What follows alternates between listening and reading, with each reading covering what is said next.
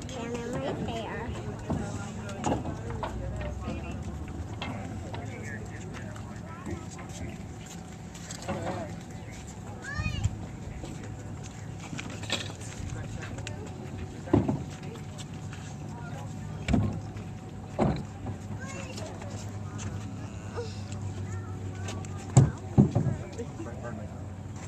Check, check.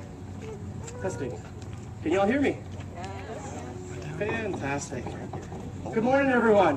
Good morning. Oh, wow. That's like two of you. Good morning, everyone. Good morning. All right. Welcome to the Castillo de San Marcos National Monument, part of your National Park Service. My name is Alan, and I'm a park ranger. Now, I know I look kind of silly to be a park ranger. I don't have that Smokey Bear hat of the bad. That's because today I'm dressed up like a 1740s Spanish soldier. Okay, just don't move. The Spanish soldier would have worn during that time period up here firing cannon, which is incidentally what we're going to be doing for you today. But really we're going to talk a bit about protection first. First bit of protection is protection for you all. I see you all have clothes on. Thank you. You're protecting yourself from the sun. I hope you all have water bottles. You're protecting yourself from overheating. Now I'm going to ask you, when we fire this thing, to protect your hearing, because it is going to be very loud. So right before I fire the cannon, I'm going to let you all know, as loudly as I can, to cover your ears. I'm going to say it in English too, so you should be able to understand me. At that time, I suggest you cover your ears. If you have hearing aids, I suggest you turn them down. And if you have small children that are unable to cover their ears, help them cover their ears. I see a couple of you have your ears covered already. Don't worry, the cannon's not going to go off until you hear me yell out that cover your ears. Now, to keep you safe, and if anything should happen, we need to keep you away from the cannon, the demonstration area. You see up here, we have a couple of cones. That represents our barrier, our range barrier. So if you would, during the entirety of the demonstration, stay behind that line. Alrighty, and after it's over, I'll come back up here, do a little bit more talking, and let you know when it is safe to cross that line. Now, one more bit of safety when you're up here. It's about 30 feet down into the water battery. And if you notice, there's no railing, just bare wall. So we ask that while you're up here, please don't sit or stand on any of the walls or any of the cannon.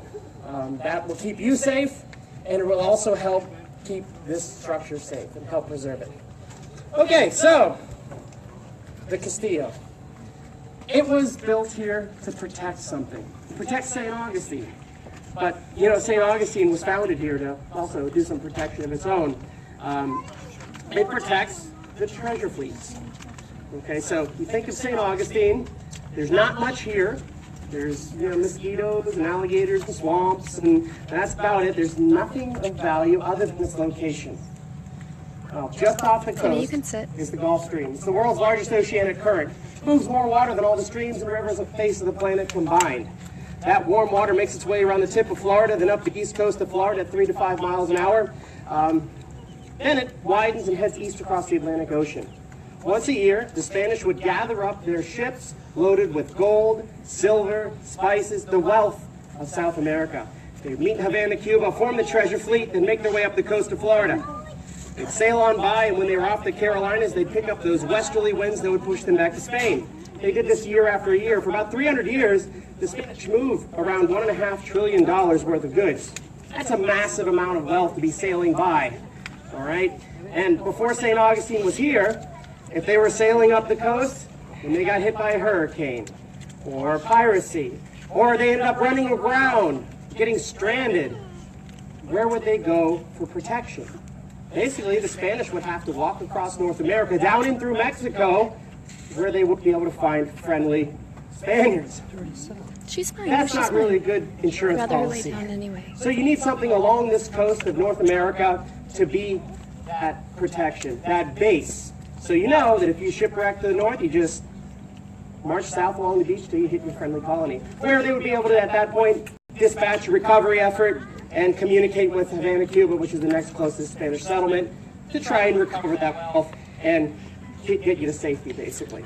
So that's the purpose of this area being here. It's all about location more than anything. So that's how to protect that treasure fleet. Now, to protect St. Augustine, you need a fort to put cannon on top of. Now, the first 107 years of St. Augustine's existence would see 9 different wooden forts built here. Wooden forts are okay, but they don't last very long, especially here in Florida. You know, termites and hurricanes and rot and lightning, and fire, you know. Wood forts just don't work. Fort number 10 would be this Castillo de San Marcos, this permanent masonry fortification.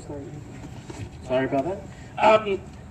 It would take them about 23 years to build this fortification, and in that time they would have to assemble about 400,000 blocks of a material called coquina. It's a sedimentary rock, form of limestone that would have been quarried out on Anastasia Island around where the lighthouse is. Obviously, a laborious effort. Now the shape of this fort is optimized for the protection of everybody inside of it. You have these diamond-shaped bastions that you would put cannons along that would enable you to have interlocking fields of fire and also a bit of redundancy. So if one cannon position was taken out, they wouldn't lose the ability to defend a portion of the fort. Also, if you stand out on the tips of these bastions and our little watchtowers, you can see along the walls. There's no blind spots. There's no way anybody can come up and hide against the fort. Now up on top of this gun deck, just one more layer of that protection, the cannon. The ones that we're going to be firing today are relatively small for this fortification. They're called 6-pounders. They fire a baseball-sized iron ball, but with a range of about 1.5 miles. To give you an idea of how far away that is, see the lighthouse? It's 1.5 miles away. Now the larger cannon that you'll see along our southern wall, the 16, 18, 24-pounders, they have a range of almost twice that. Out to 3 miles, 3.5 miles in some cases. So imagine a 3-mile bubble around this fort. Anything getting inside that that's not friendly is going to have a bad, bad day. Now, at the height of the Castillo's power, there would have been in excess of 60 guns up here. That's a lot of firepower. But that does bring up another issue. When you're held up in here during a siege, you have all the gunpowder you're ever going to get inside the fort. With a cannon like this, you're firing with the small guns about 3 pounds of gunpowder every time you fire it.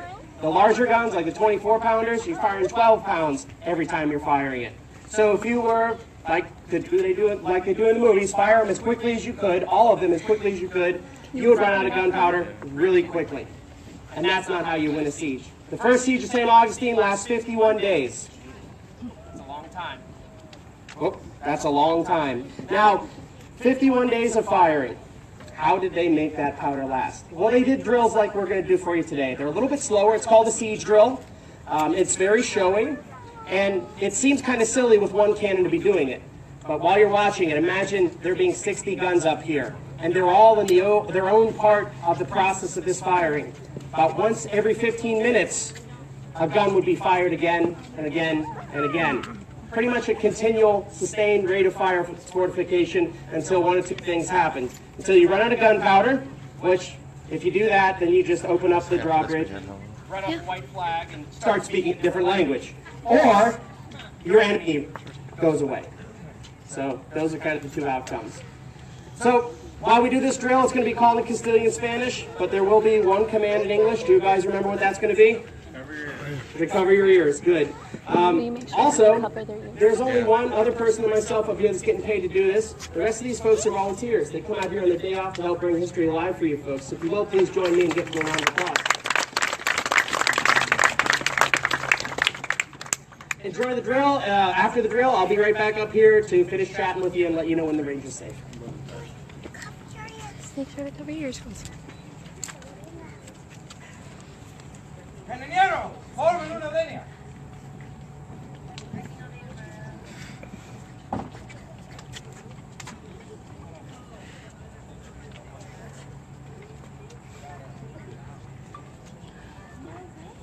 Adelante, al cañón. Cover your ears. Prepare para el oficio. Bendigno, Santa Barbara. Are you ready to see a real Entra una cuchara en el cañón. They're about to fire, Joey, quick. Cover your ears. Reconocen si está apagado.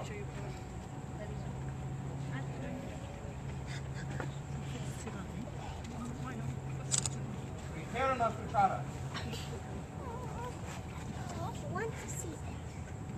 So, no, Entra la lanada. Cover your Tapa el apagón. Cover your ears, Audie. They're about to fire.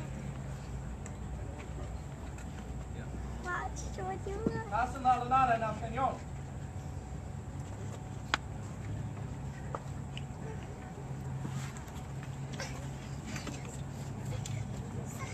Retire la lanada.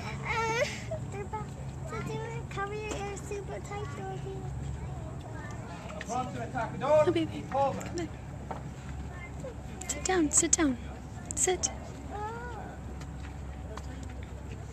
Georgie, they're about to fire. Sam, not yet. Entren en el cañón. Ataque.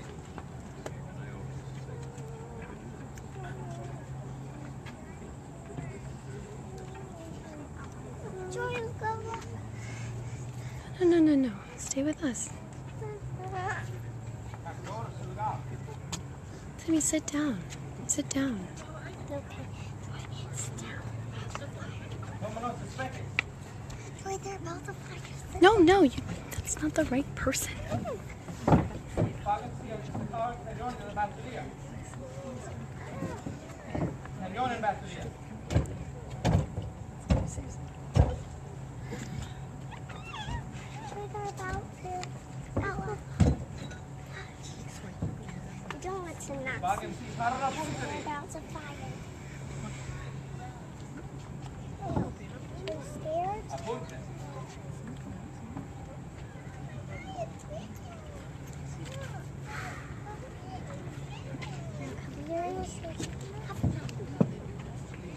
Mom, should I cover my ears? Sammy, they'll say cover your ears in English. You'll know when they say it.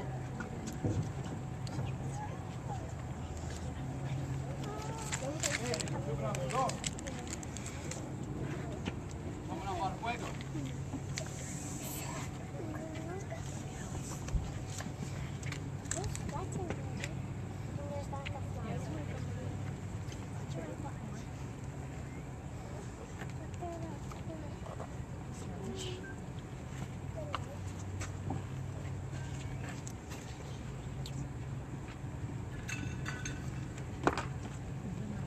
Fuego al cañón.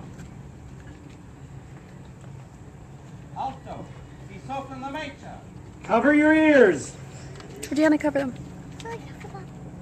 Ryan, you can cover yours if she's covering. No, you should. Fuego a su lugar. Vámonos, despegue.